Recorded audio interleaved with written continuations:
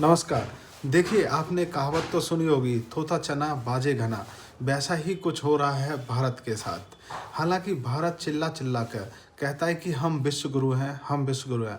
और भारत में मौजूद कुछ अंधभक्त भी चिल्ला चिल्ला कर कहते हैं कि हम विश्व गुरु हैं, हमारे सामने अमेरिका कुछ नहीं है। लेकिन हम विश्व गुरु हैं या नहीं, ये तो बाद की बात है। लेकिन सुपर पावर कौन है, ये हमें देखने को मिलता है 3 जनवरी 2026 की तारीख को, जब अमेरिका वेनेजुएला पर हमला कर देता है और वहाँ के पीएम और उनकी पत्नी को आधी रात को उठाकर अपने वहाँ ले आता है और वेनेजुएला पर कब्जा कर लेता है। अमेरिका ने वेनेजुएला के प्रेसिडेंट को और उनकी वाइफ को उनके ही देश में, उनके ही शहर में घुसकर उनके ही बेडरूम से उन्हें घसीट कर उठाया और अपने देश ले गए। और इस ऑपरेशन में किसी भी अमेरिका तो ये है सुपर पावर होने का प्रूफ।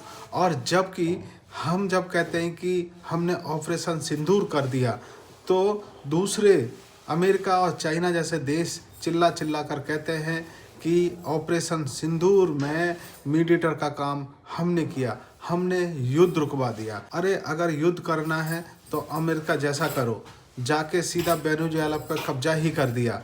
अब वेनेजुएला अमेरिका का हो गया, करते रहो जो अब करना है, वो सब बात की बात है। क्या ऐसा काम हम पाकिस्तान के साथ या ऐसा काम हम बांग्लादेश के साथ नहीं कर सकते?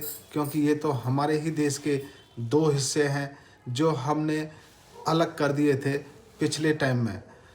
ऐसा ही हुआ जब मोदी जी ने कहा कि हमने पाकिस्तान पर हमला किया, हमने ऑपरेशन सिंदूर किया, तो मीडिएटर कोई बाहरी इंसान बन गया।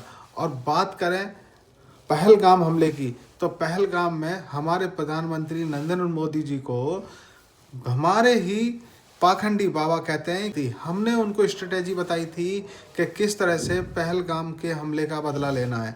तो हमारे पीएम क्या कर रहे हैं, मीडिएटर कोई और बन जा रहा है।